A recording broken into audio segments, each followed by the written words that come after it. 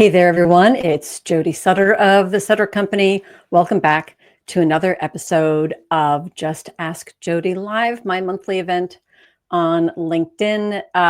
Welcome, everyone.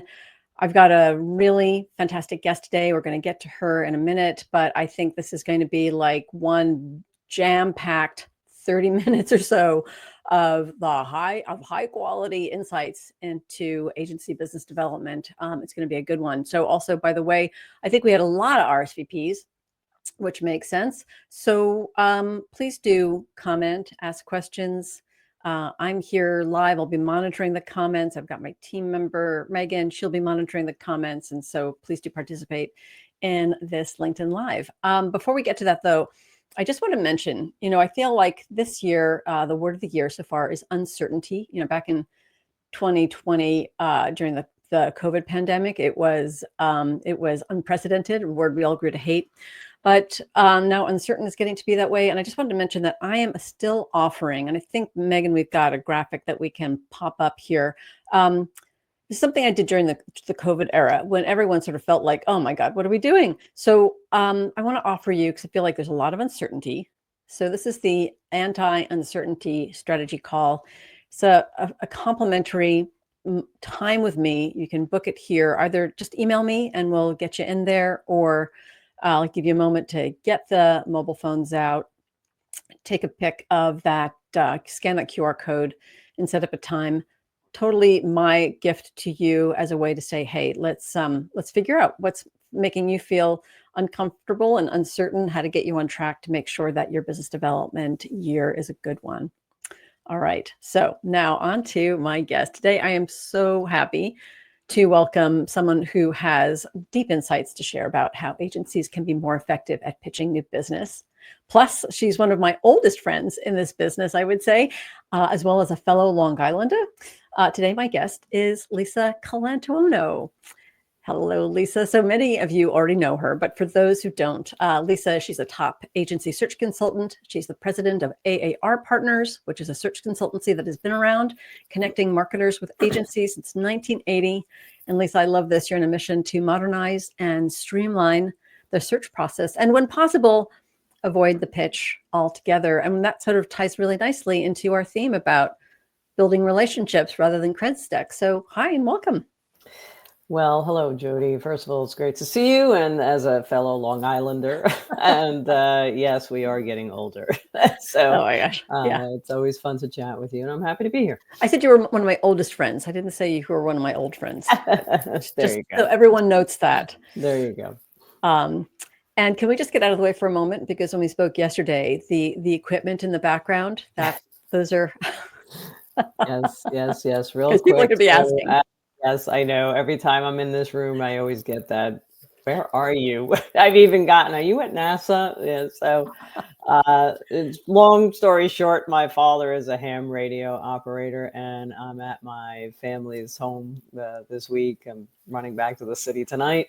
So cool. But when I'm here, it's his ham radio room, and he has lots of equipment. So we have no time for comments about ham radio, but if you do have a question, just, get in touch with Lisa about ham radio, or, get in touch with us afterwards. Because today we're talking about business development. And, I love having people like you on, because you have such a specific and particular point of view, because you are interacting with the people who are hiring agencies, the marketers. We talked about this idea of relationship building and how that leads to new business. And I wonder, as a contrast, would you be willing to start out by just talking about what agencies are doing when they're not following that guideline? What are they doing wrong when it comes to relationship building? Well, sure. And let's back up for 1 second. I mean, sure. I just want to say that I think relationship building is the end all be all. All right. Mm-hmm. We are in the business of relationships first. Period. End. All right. And there's a couple of quotes that I even remind myself of. Your network is your net worth. Mm-hmm. People really don't care how much you know until they know how much you care. And that's all part of relationship building. Sure. Right. So why is it so critical? Well, a lot of reasons, of course. And many that, we all know, but it is half the battle in terms of winning new business. Why? Because again, we're in the business of relationships first. People want to work with people that they know or they like or love or think highly of, that they can trust. It really, in the end, it really boils down to trust. Yeah. Right. So, what are they not doing? What are agencies not doing to build relationships? They're not building trust. Right. And I think what happens is you start to get into that game, right? And it's not a game, all right? The pitch process, the agency search process, quite frankly, it is not a game. And I strongly encourage everybody to remove yourself from the pitch mindset, right? Don't go there. Position yourself as a practitioner who really cares about the brand, who brings practical insights, practical business solutions, right? They're looking for that level of intelligence, quite frankly, right? In the end, agencies are so worried about losing a pitch. At the same time, I think we forget that clients are worried too. That's right. I 100%. I always think about what the clients are like, how they're feeling the risk, how this is often not something that is within their zone of genius. This is outside of their daily scope. It's hard to write a brief. So I've seen plenty of terrible client RFPs, terrible client briefs, not from AAR, of course, but it's because it's hard, and there are lots of reasons for that, I think. But I think we both agencies tend to get overly frustrated by the way clients act at a pitch, while also sort of internally, while also externally, like overdoing it on the enthusiasm and sort of, just trust us, we're great, everything's going to be fantastic, hire us. And that doesn't always build a lot of trust. No, that doesn't. Trust me doesn't build any trust. In fact, it goes the opposite way, right? It really does the 180, in fact. But again, just the way agencies are worried about losing the pitch, clients are worried about a lot of things. But the one thing that they're most worried about, selecting the wrong agency. Yeah. Right. Because in the end, jobs are on the line. That's right. Right. That brand has to move. And if you think about what has happened in the past, let's just go the past couple of years, right? Forget about 2020 into 2025. A lot has happened in those past 5 years. And you said it at the start of this, the term, the buzzword, or whatever we keep saying in terms of uncertainty. Yes, we are absolutely in a time of uncertainty. It's quite frankly irritating to hear at this point. I think it's worn out. But if you think about it, when is anything certain? Right. It's not, right? It's really not. But because of this uncertainty, right, underscored, especially in the past couple of years now, we have to push hard in terms of supporting that marketer. Okay. And I talk about it a lot.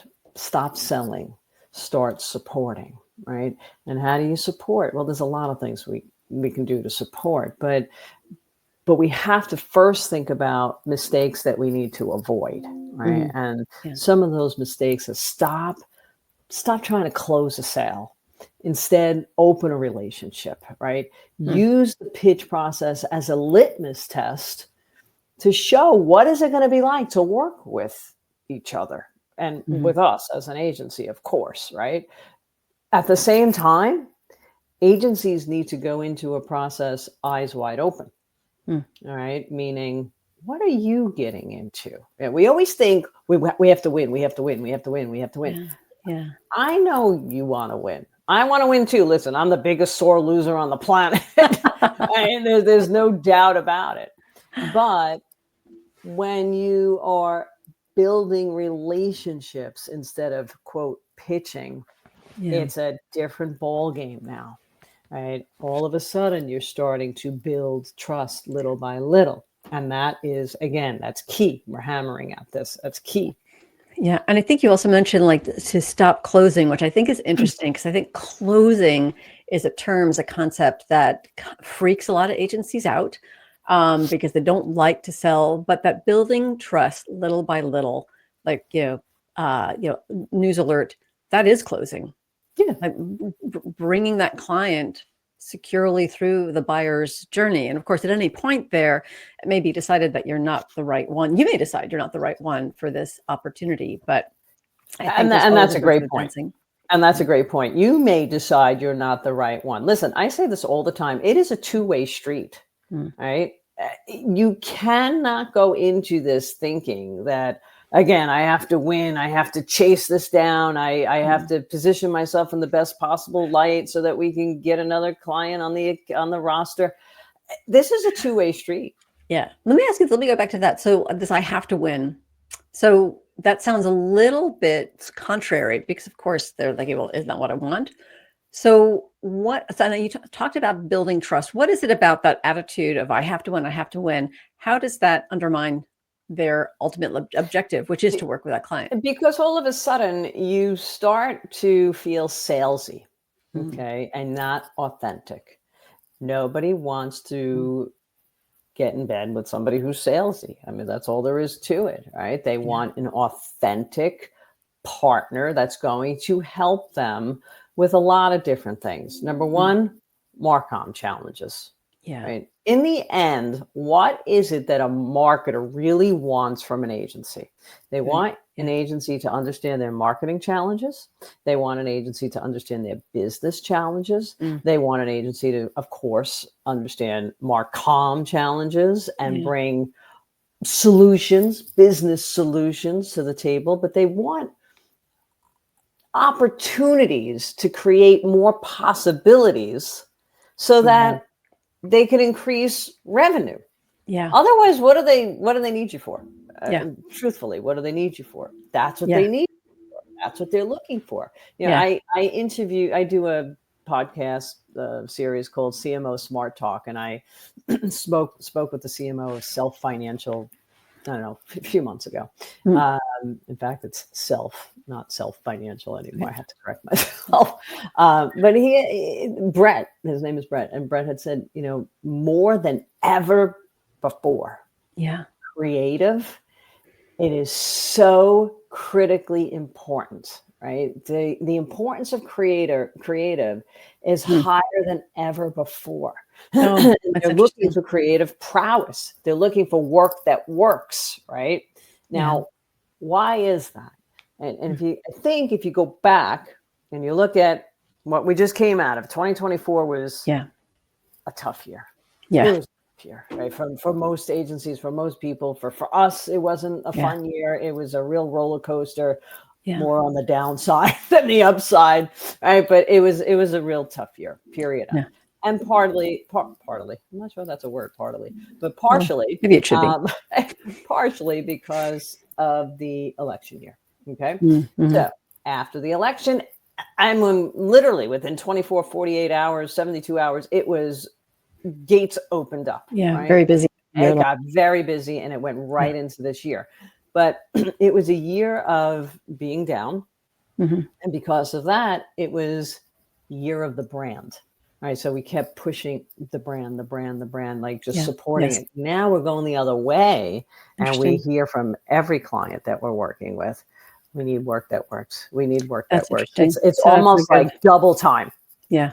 Yeah. Right. I mean, again, one of the things I love about having folks like you on this conversation is you are the direct line to what's on the mind of the marketers. And so I think that's really important. We did have a question, switching gears slightly. So hi, Erica. Erica Warner asks us about, she's asking about communication. So we talk about trust building, which is really important. And the only way you can really build trust is through interaction. And there's lots of ways to interact besides having a conversation, but ideally you're having conversations. So what happens when, as she said, there is no or limited direct contact with the client? How do you build that trust? And you actually must have read part of my notes that that I was going through last night, to Nicely done, sort of Erica. run through a couple of ideas, so to share with you. And yeah, Erica, it's a solid question of, okay, you can't really talk to the client, or you have limited capacity to interact with them. Look, there are lots of little things that you can do to build trust. Number one, it sounds very silly, but teach.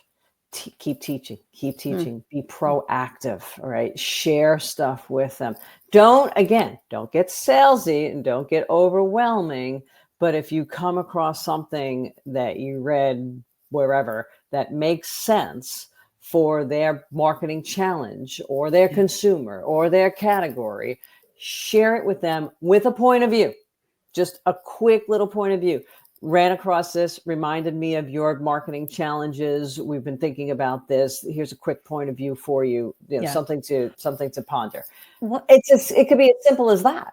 What if there's no direct contact allowed? So you're not even able to do that. Now, if there's a search consultant involved who's saying client wants no direct contact, certainly what I would do, especially if I was in Erica's place, I would then say, I would be sending my email to you saying, hey, Lisa, we have some information, and we would trust that you would be passing that along. But especially when you've got some of these other, when it's done in-house, maybe it's driven by procurement, and they say, yeah, no direct contact, especially like government stuff.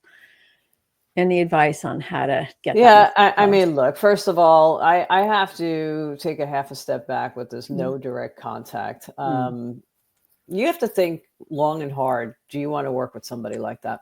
I was thinking that too. Okay. There's limited contact, that I understand, and that's fine. In fact, you have to, because otherwise it will be a disaster, right? It'll be very unwieldy very quickly. But you can go through a search consultant, if there is a search consultant. Can you just share this, right? And again, you can't get overwhelming, but once or twice shows that you are proactively interested, right, above and beyond. And that's fine. There's nothing wrong with that. Number two, there have been agencies that form or create a microsite for a pitch process, right? Sure. And they fill it with information. Again, nothing overwhelming, but they fill it with relevant information about the category or the consumer or the brand or what have you. Don't go down a rabbit hole, because you can quickly, shoot yourself in the foot too.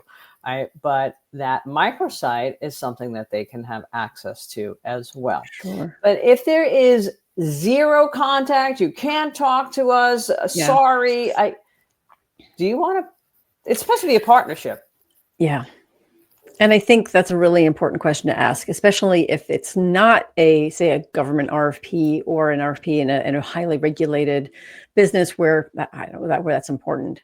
I also would suggest that if the decision is, yes, we want to participate, even if we can't have direct contact with the client, I think then you have to be especially smart about using your response, your proposal, especially or your request for information, whatever those things you're submitting before you actually meet the client, use those as a I'm going to use the S word, as a sales opportunity. How are you using that strategically to, as you say, build that trust, send that message, so that they feel like, oh yeah, this agency really gets me. Use the channels that you do have open. Right. Maybe a little bit more strategically and creatively than just spitting back. Although I have to say, Blair Enns used these two terms that I just thought was like exactly right. There's, the following what there's the requirements, and there's like compliance. So there's some things I think that clients can ask for that you sometimes can push back on or can answer creatively. And then there's the compliance issue, which is, please answer in this order, please use so much word count. Like those are the things. Yes, you do have to follow certain rules and regulations, so to speak, right? Because otherwise, all of a sudden, now you're seen as they don't listen. Yeah, okay? And exactly. Too difficult. They're renegade. So listen, it's a fine line. There's no doubt about it. It's a fine line. But you could also use LinkedIn to your advantage. I mean, the fact of the matter is, you can tag them. You can tag the company. All right. We've had agency. I've done that. So you can tag the company. You can tag the person. There's nothing wrong with that. Again, all within reason. Very tactful. nothing salesy. I really care. Let me, Yeah. I think, queen of stories after all these years, but Please. let me give you a quick story. So for those of you that knew him, all right, Mike Hughes, right, the late great Mike Hughes from the Martin Agency.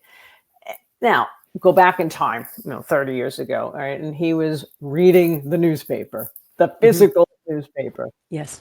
And he would, if he had a couple of clients or prospects, I should say, in mind, I'm sure he did it with clients too, but if he had a couple of prospects in mind, then he's reading an article and the article was relevant to that conversation, he would tear out the article, handwrite a point of view across the top, right? 2-3 sentences, nothing crazy. Yeah. Stick it in an envelope and mail it off. What does that do? Yeah. It instantly builds trust, relevancy, builds that relationship. Yeah. It shows that you care. Like in the end, I'm thinking about this. I'm already thinking about the solution kind of thing. It's about passion. Yeah. It's about it authentically being emotionally involved.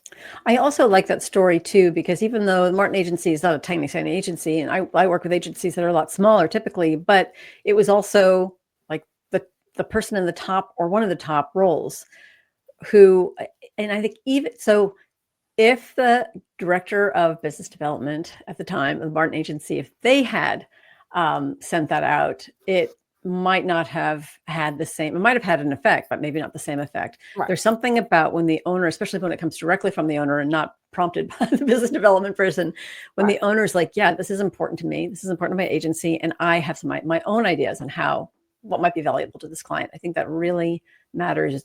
You owners have a level of gravitas and authority with your clients that almost no one else in your agency has. That's true. But the other thing, I'll just counter that slightly in terms of you have to, what's the word I want? You have to be a team too. A team too. It's not just going to be the owner. It's not just the owner. You have to give the power to the team, because it should be that the apple doesn't fall far from the tree kind of thing, right? Because every single marketer knows, or prospective client knows, the owner's not going to work on my business day in and day out.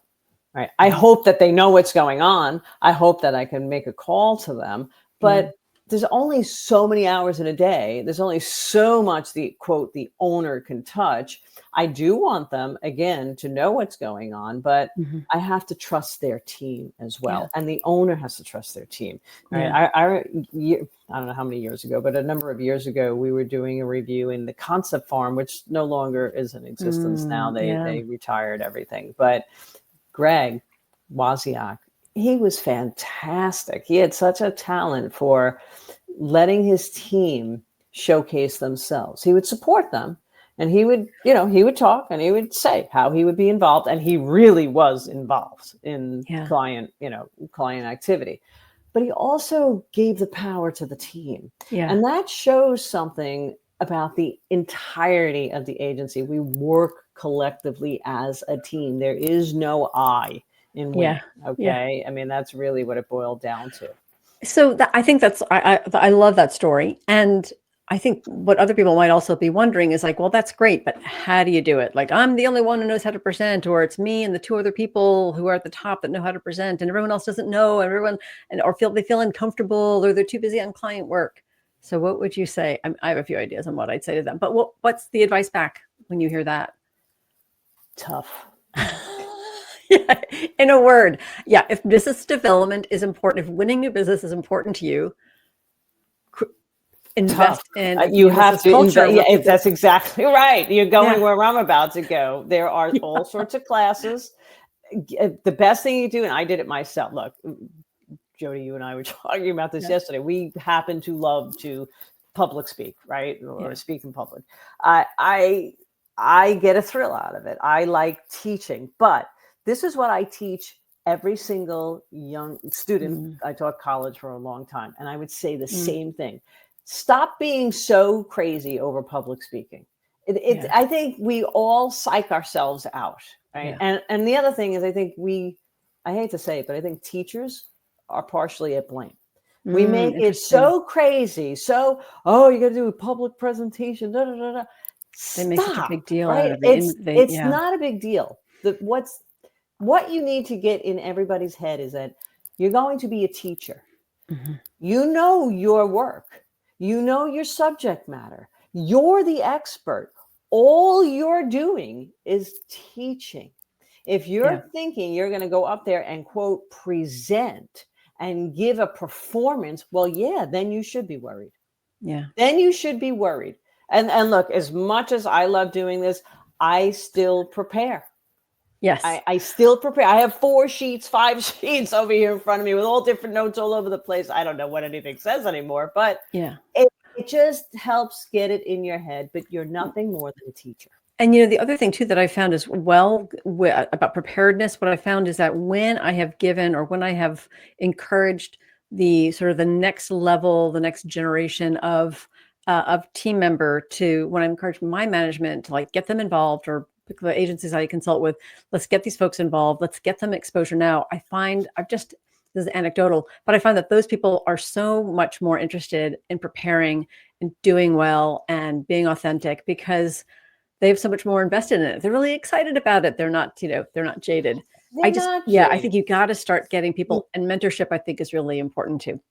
You really have to. And quite frankly, there are classes you can do, of course. The best thing I ever did, one of the classes I did, we talked about yesterday, an improv class, right? Yeah. It just gets you out of your shell a little bit. But honestly, here's a great story. Right. We were doing a review. I told you I have story after story. We were doing a review for Emblem Health, I think it was. And I can name it so long ago. The laptop broke down right in the middle of the whole thing. Wow. Right. Ugh. Now, the chief creative officer, she was going through, the different options and creative directions and what have you. Now, the laptop, the whole thing shut. Everything just shut down. Oh, how awful. Now, the beauty of it, 2 people got up very quietly, went over to the laptop. They were sweating, no doubt about it, right? But doing their thing, trying to get everything back up and running. And the whole thing was maybe a minute, but that was like the longest minute of their lives. Like dead air on the She wasn't presenting. Now, this is what I was saying. She was teaching. She knew her work so well that she didn't skip a beat. She kept going. She presented each of the campaigns, and maybe she went through 2 of them without the laptop, a couple of slides, whatever it was. And she just kept going. She used theater of the mind, and she just relaxed. Was she crapping in her pants? Yeah, she was. She seemed relaxed. But I think that's right. It's like an actor. Actors tend to rehearse thoroughly so that when they go out on stage, they are so comfortable with the material that they can start to interpret it and be with the audience. That's exactly right. I just want to do a quick time check. We are we're a minute to the bottom of the hour. Oh my gosh. So first of all, by the way, if anyone else has a question, like get it in now, so we can check it out. But Lisa, one of the things we're also going to talk about is just some of the trends that you're seeing going as we are in this uncertain time, using the N word again, or the U word again, not the N word, sorry, the UN word. UN word, right. Yes. Talk to me about some of the market trends, especially vis-a-vis business development, that agencies should be thinking about when they're pitching to clients. Yeah, well, look, we keep saying it's a time of uncertainty, but I think the interesting part is, even in the face of uncertainty, we're seeing a lot more activity and more optimism. Okay, so that's a big shift from last year, where everybody was sort of like sitting tight and waiting for whatever, right? Here at AAR, I have to say, I'm knock on wood, I'm thrilled to say that we've been a steady stream of activity and reviews. We're pitching 3 more, which is pretty crazy. We're up to number 6 or 7 reviews this year, and a really solid year is like 10, 11 reviews, right? So, so we're more than halfway there, and we're at the halfway mark of the year. So it's been a lot more activity. Yes, uncertainty, a lot more optimism. Now, is there an increase in budget being conservative? Sure. Is there a little bit more contingency planning going on? Absolutely. Listen, what happened in recent days, right? I just turn on the TV and you can see it's not fun out there, right? So we don't know. Depressing. We don't know. We just don't know. And again, there's the uncertainty. But So there's activity, but there's also a little bit of, sounds a little hedging bets. You also had mentioned earlier too, some of that market stuff, like the wanting performance is maybe a little the weight, little tipping that side of the scale. Absolutely. I mean, look, there's an uptick in more project work for sure. Okay. Now, when we're doing reviews, the majority of them are not project work. It's full service AOR, or some portion of that. But I have to say, there's been a bit more in terms of project related stuff coming through us that then turns into, the AOR and the long-term relationship. But the other thing is, if you think about it, again, last year, really a down year. It was year of the brand, right? So we were pushing the brand forward. Prior to that, if I go way back to 2019, 2020, it was all about performance, right? This buzzword of performance, right? And I would always joke, if they don't perform, you fire them. I mean, that's performance to me, but I get it. It was conversion at the bottom of the funnel. Now, last year we went to the brand. This year we're swinging back. Okay, I have to sell. I have to make up for lost time. Again, remember what Self said, creative is more important than ever. Creative prowess. And it's also performance. So that performance is swinging back in where I need to sell. So it's a combination of brand and demand, or brand and performance. In fact, one of the CMOs, Essie from Unilever, she had said it. We now need to go from culture to cart, which is really an interesting way. It's a nice way of putting it. Yeah, it's a nice way of putting it. But yeah, look, it's a buzzword. It's been around for the past 4 or 5 years when it started again in 2019. But quite frankly, it's always been around. It used to be called direct response. And things swing back. And I think the message is, if you're aware of that, then you can include that in your pitch back to them. We understand that performance is now center stage. Doesn't necessarily mean that you don't still believe that brand has to be built, but how do you incorporate that? We did have one other question. I want to make sure to get to that. And that's from Liz Mernon. Hello, Liz. Thank you for joining us today. She says, what's the 1 to 2 things marketers really pay attention to in a final pitch presentation that separates winning agency from the rest? Is it chemistry, strategic clarity, creative risk-taking, or something else that tends to give one agency the edge? Oh, my goodness. Simple question. Yeah, no, it's a good question. Look, in the end, what wins? I call them the 4 C's, right? Competence. They really need to make sure you're competent in understanding their marketing challenge, their business challenge, their, of course, Marcom challenges, the category, the consumer. All of that is critical. Number 2, again, creative prowess. It's key. There's no doubt about it. They have to feel that you're bringing sheets. The one of the past clients we worked with, she had said it very well. She said it best, in my opinion. I don't want referential work. Right? I don't want vanilla work, right? It's got to be more unique. It's got to be something I haven't seen before. Number 3, I think it's confidence. We really do need to show. I think that is a huge. All right. And I'm going to go off on a tangent for a second. Being decisive and confident can quickly turn to desperation for some agencies. And also arrogance. I've seen agencies lose a pitch because their creative director or CEO or whoever was just a little bit too sure of themselves. So be careful not to go either way.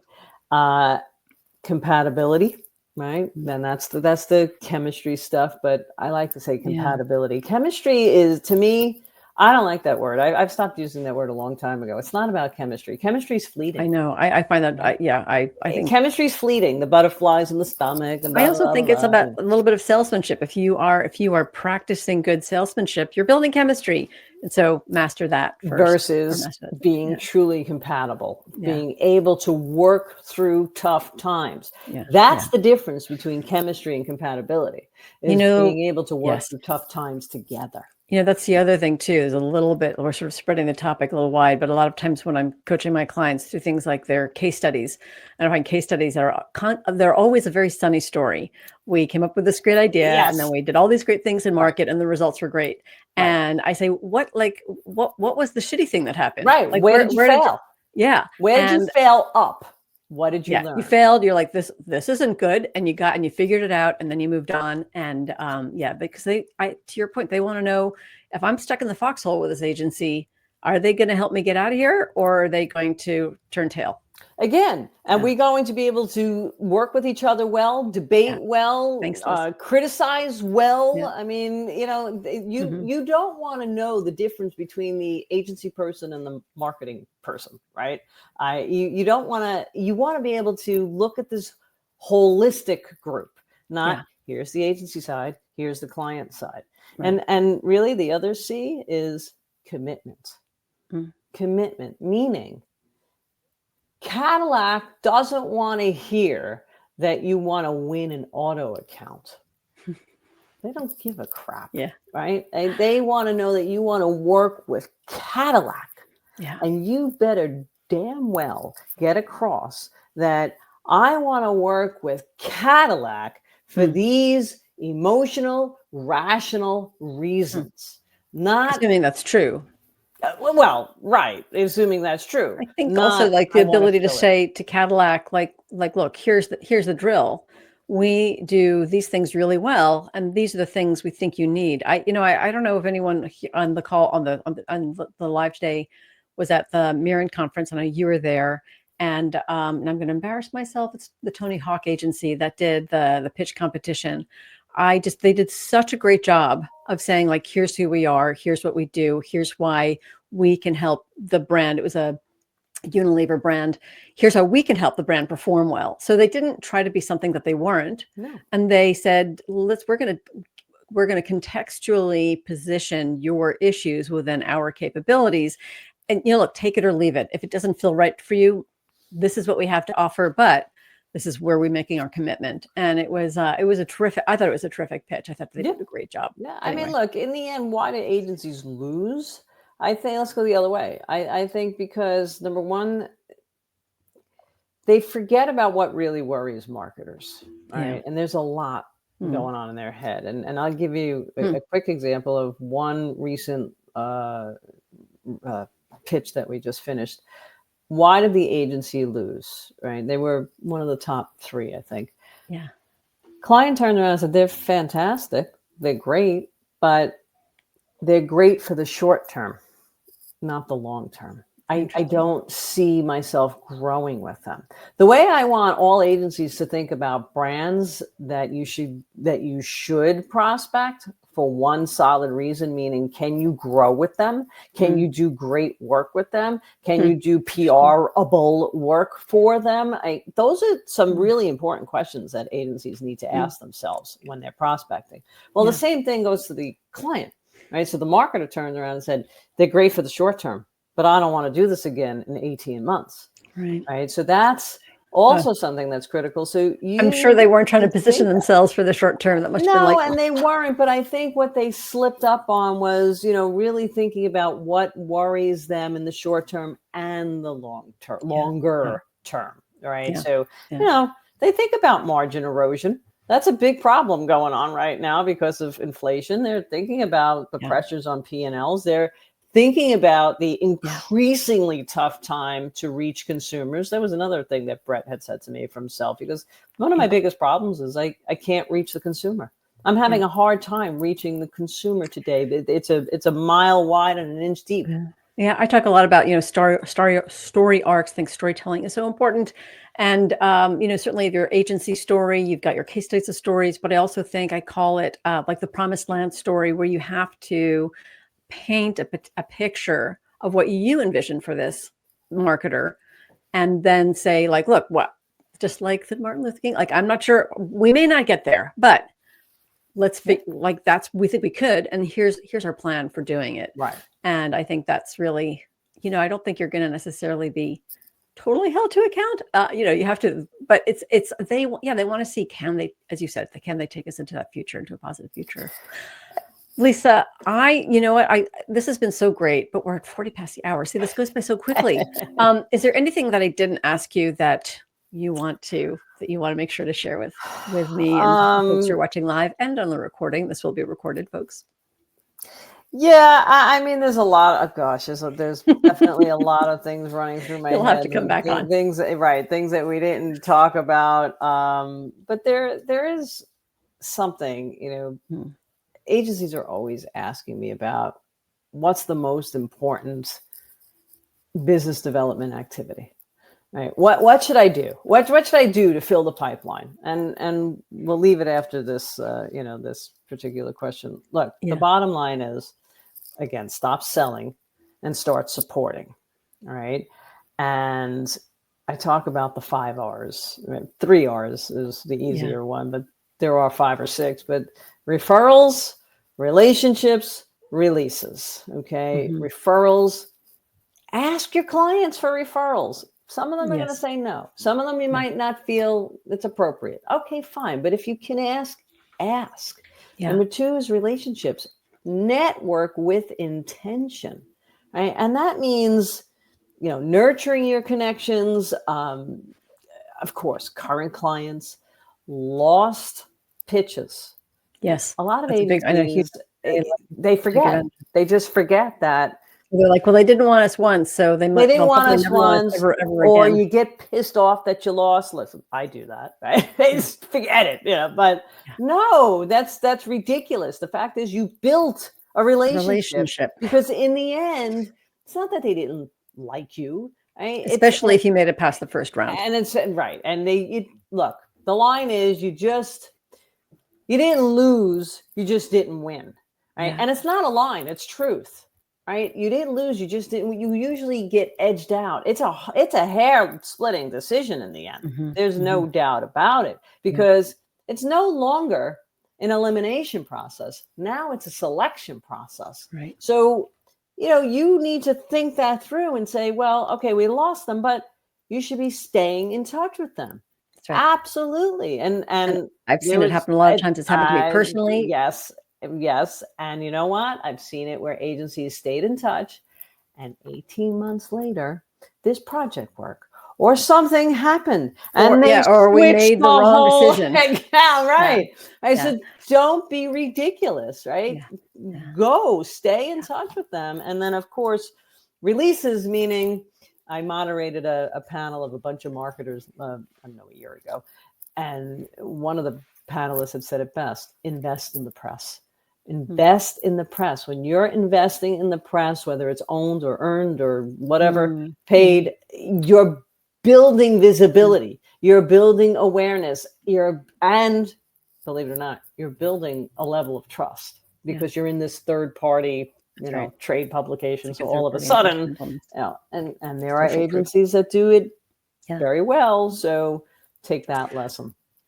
We did have one other question, and Kate, if we don't have time today, I'm happy to answer it in the comments as well. But you're asking, what are some ways you see agencies successfully balance a pitch and showcasing how you win the assignment at hand, while proving you can take them into the future within the pitch itself? So I think none of us can foretell the future, but I think that's where you have to say, first of all, I think any assignment is about future results. So boom, right there. And I think the answer to that is also, I'm going to answer this with a quick story again.